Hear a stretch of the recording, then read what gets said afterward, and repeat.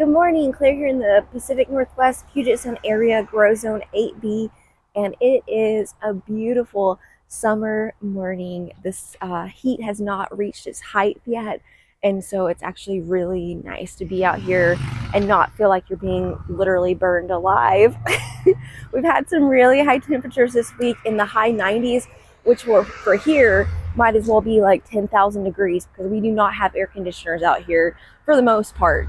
So I'm glad that that is over with. We're going to be in the high 80s, which is much more doable with fans and window units.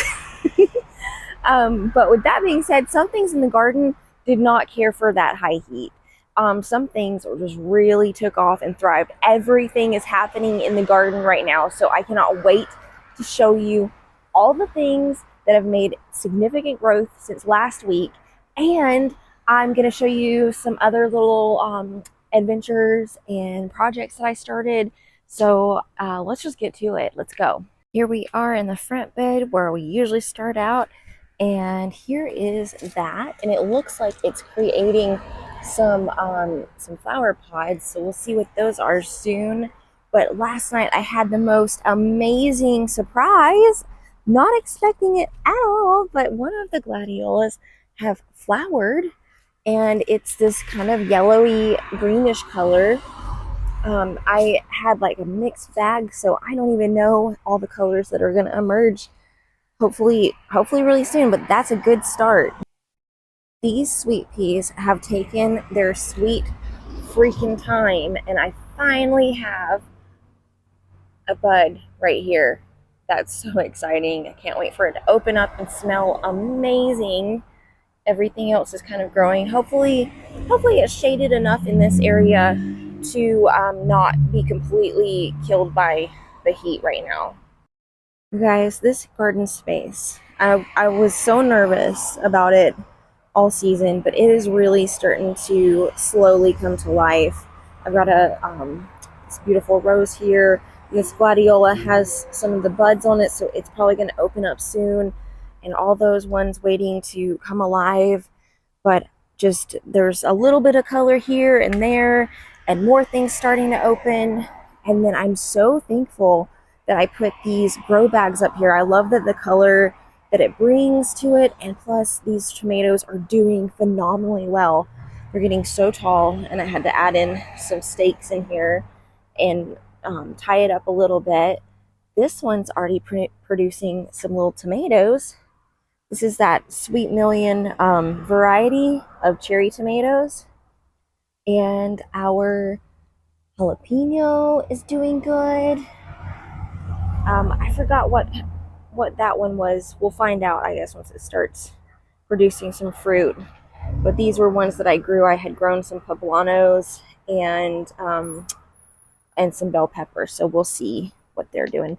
These even, I had to preemptively put this stake in here because I know that they're going to get tall soon. They're doing super well. These are the ones that I started from seed, and so I'm really proud of these. And then this guy, I think I'm going to put him in my tomato forest in the back. I wanted to show you guys a few things up close, but here is that verbena, which smells really good. And these are some new little flower clusters that it made, and it's about to make some more. And the reason being is that the first growth I had just completely died, shriveled, all that.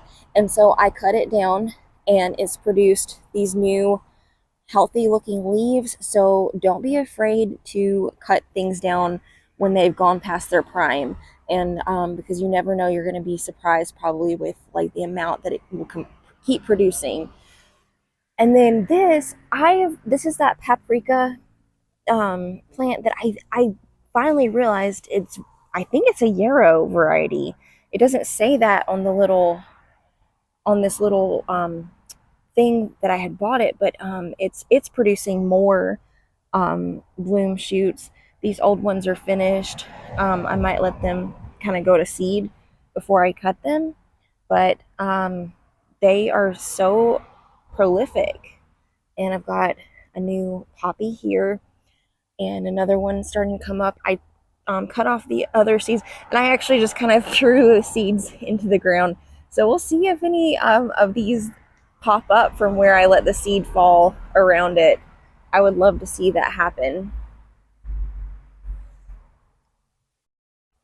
Also, check out this surprise borage that I had. I don't know why I'm always so shocked when something I plant actually comes up, but look at all those flowers that are forming in here. Here's a little one in the corner that's already starting to bloom. I love it. I just love the pretty, cute blue color and the cuteness of that little flower. So I am letting some of these go to seed, these nasturtiums. I love the seed pods that they make, but this is kind of funny. And one has already started right here from, I guess, one that dropped off of this little flower. Isn't that cool? Isn't that so cute?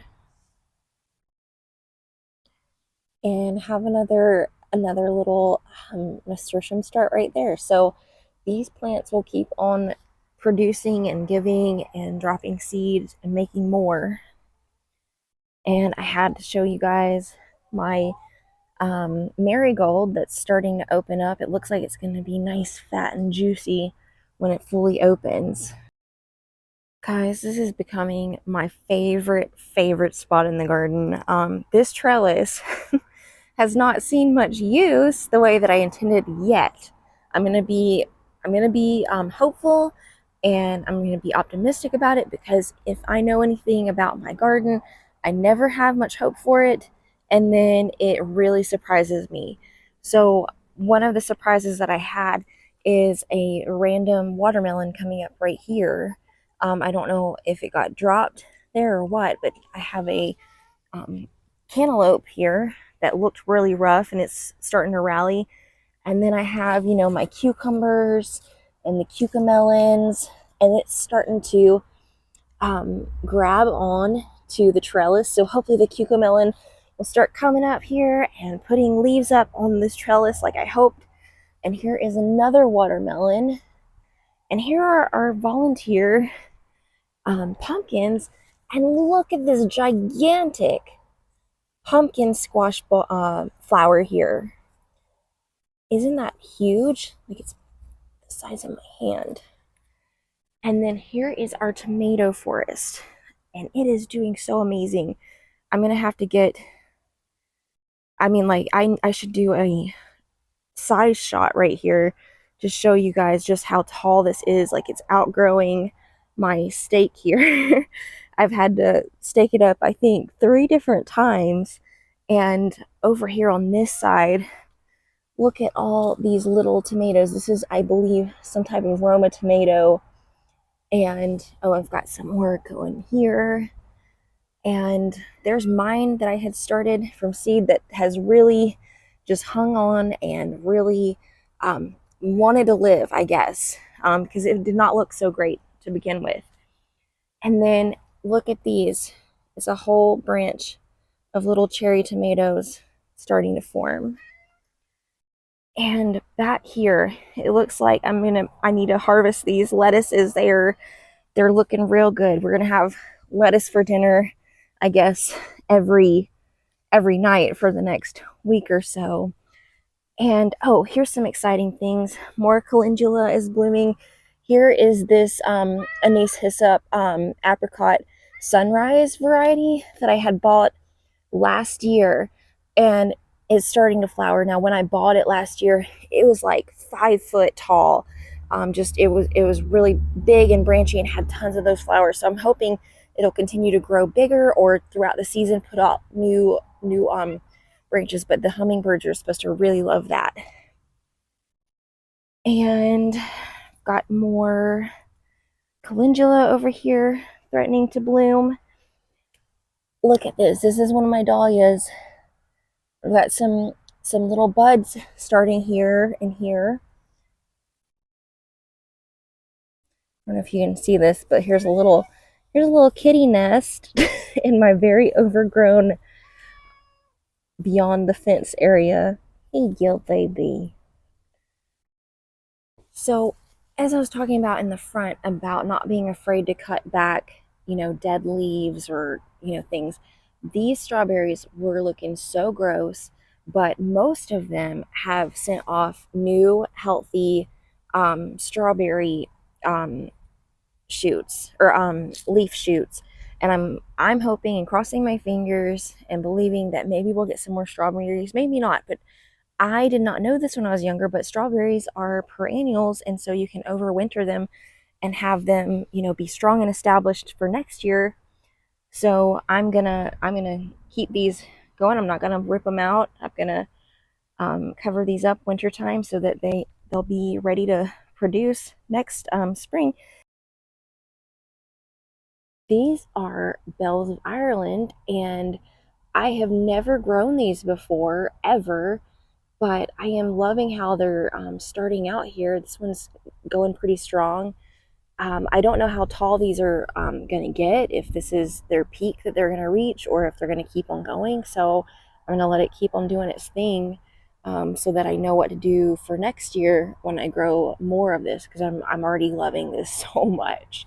Here is one of my stock plants, and it's starting to put off some flowers. That's so nice to see. And here is some of our foxgloves, or I keep calling these foxgloves, but snapdragons, and they are putting out little flowers. And this is what's so exciting. Last week I had showed you guys the cosmos area and how they were just ready to bloom with all these little buds everywhere. And some of them already have, to where I've had to cut some back because they had already flowered and looked beautiful. But I love these. This is the what is this kind? This is called Japanese Kiro, and it's hard to tell in this lighting, but there's kind of like a purpley center, and it goes out to white. And then these are my favorite color right here. These are called apricotta, and look at how pretty with that orangey yellow, purpley pink shade. It's just so pretty. I love the variegation. And then this is called apricotta lemonade, and I love that as well. I love that purple little ring in the center. And here is my one zinnia that snuck in among my cosmos here, and it's a cute color. I don't know if this was the one from Floret or not, but I'll probably cut this soon so that it'll encourage more to come up. Oh, this one was cool. So this right here is a another variety of cosmos, and let me see what the name of this one was. Oh, this is called Fizzy Lemonade, and oh, Fizzy Rose is what the name of it is. But can you see how the leaves are kind of cylindrical like that? They make like a little round sphere down to the inside, to the nectar part. And these remind me of, what are those? It's called something like seashells or seashore, and they have circular petals like that. But I thought this was really cool because this is so different from the other varieties that I have. There's my kitty cat. Thankfully, he's not laying on my plants, but I don't blame him for taking a nap right here in this shady spot among all these pretty flowers. Here is some excitement. Here is one of those sunflowers, and it's starting to open up, and it looks, it's kind of dark back here, but this is a dark sunflower. It looks like it's going to be kind of brown black color. This was in that red family mix, so there's going to be some browns and burgundies, and so I can't wait to see what it looks like when it's fully open. The Three Sisters still doing amazing. Look at this bean. It's like grown down on itself, and it's like making its way back up. So we'll have lots of beans from that guy. And then this one right here is growing up and attaching itself to the fence right here. So that might be my game plan for next year, is just put a bunch of beans along the fence and have a food fence full of beans. Got some exciting things over here. This one is gonna open. It looks like it's gonna be a red burgundy one as well. But here is this pretty one. She's opening up too. And I don't know what variety this is, but it's the only one that I have over here that sent off multiple, like a branching style. Like, look, it's got 1, 2, 3, 4, 5, 6 potential sunflowers to open up right here. So I'm excited about that one. Here is my my celosia right here, starting to open up. This was called dwarf pink, so it's probably just going to stay really little, but isn't it adorable? Let me start off by sharing our weekly adventures with something we did earlier this week. We went back to that blueberry park because we wanted to see if any were ripe, and they were, and they're so delicious. They had sort of like a blueberry, lemony, sugary tasting, flavor, and more ended up in our bellies than in our actual bucket. So we had fun doing that, and not only were there beautiful blueberries everywhere, but there was a ton of honeysuckle and this purple plant called fireweed, which is a larval host plant for quite a few butterflies and moths and other beneficial insects. And it just looks so beautiful, and it smelled so amazing with all the honeysuckle around and the fresh blueberries warm in the sun. Even the puppy got to come on this adventure with us, and towards the end, she was pretty much over it. You ready to go home? And then later on this week, I got to go to my best friend's house, and she had something in her yard that I thought was Rainier cherries. So I, of course, talked her into getting her ladder out so we could pick them. And they were sweet but kind of tart. And we've discovered that they are actually plums, so they might need to have been on there like a little bit longer. But we're going to check on those later. The whole reason why I went over there was because we wanted to go thrifting. But before that, we had planned on planting some sunflowers, and she had one that was already growing, but I decided I wanted to put some other seeds in her yard if she was open to it. So I just kind of planted several sunflowers in her yard and quite a few zinnias and nasturtiums, and we'll see if they take. But that's how I love you. If I like you, I'm going to tell you about my garden. Even if I don't like you, I'm going to tell you about my garden. If I super like you, I might give you a couple of seeds for you to plant. If I love you, I am going to go to your yard and I'm going to drop some seeds in your ground, and I'm going to water them for you.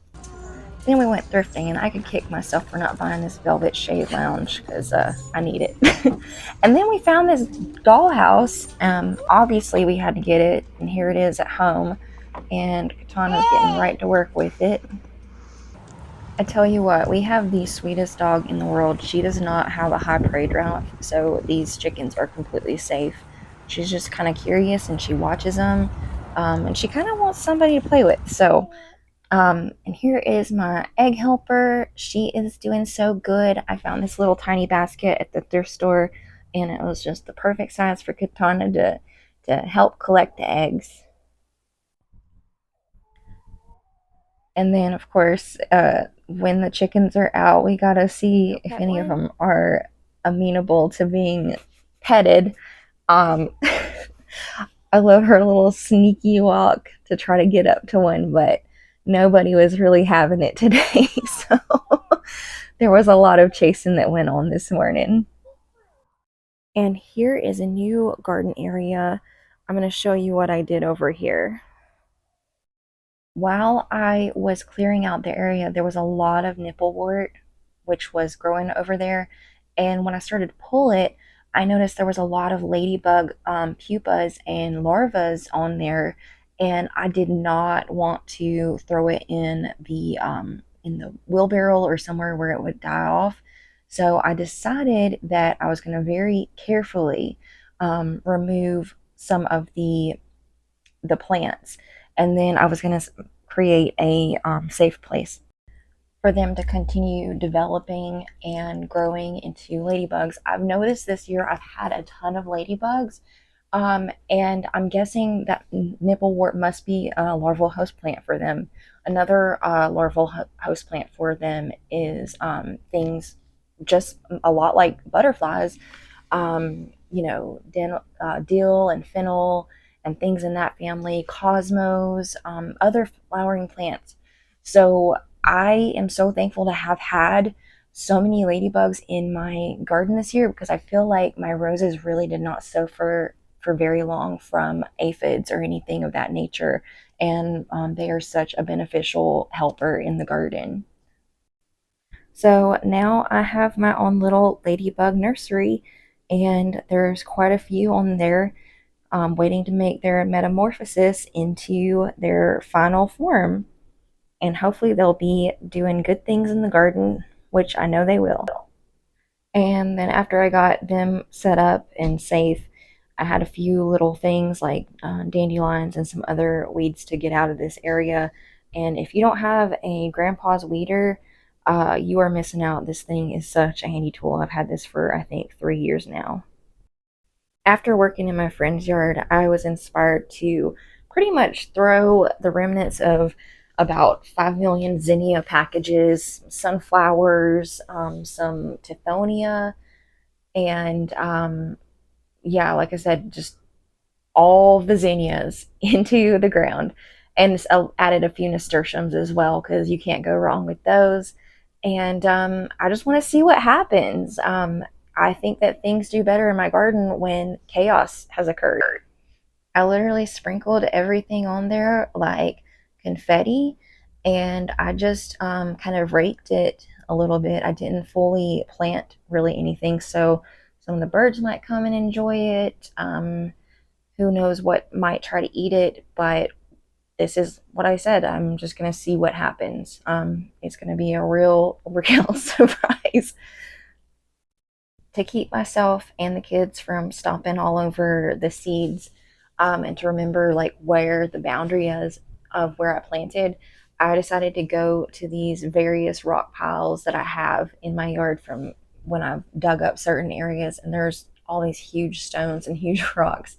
Well, I say huge, but they're pretty large, and to make kind of a cute little cottagey border, and I love the look of that. And now all we have to do is sit back and wait patiently, or in my case, not so patiently, because we all know I'm not good at that and I never believe anything's going to come up. So I'm always super excited and super surprised when something does. Thank you so much for sticking around to see what we've gotten into this week. I hope your garden is taking off just as rapidly as mine seems to be doing.